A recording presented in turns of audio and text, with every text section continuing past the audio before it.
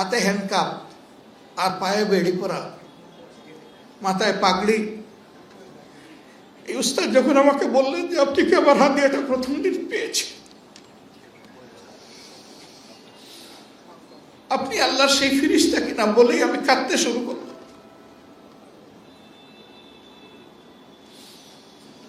আমার যদি শক্তি থাকতো ওনার পায়ের বেড়ি এনে আমার পায়ে লাগাইতাম, হাতের হ্যান্ডকাপ এনে আমার হাতে পরাতাম। ওই বাসে বসে বসেই শুনলাম উনি দেশের বিভিন্ন জায়গায় 22টা মাদ্রাসা নিজের উদ্যোগে গড়ে তুলেছেন এবং তিনি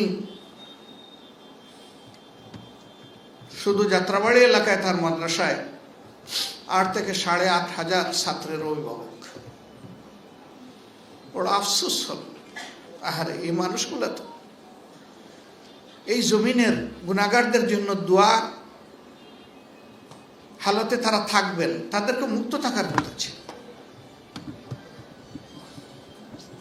আমি ভাবলাম যে এই যে তিনি আমাকে ঋণী করলেন, এই ঋণ আমি পরিশোধ করবো কিভাবে।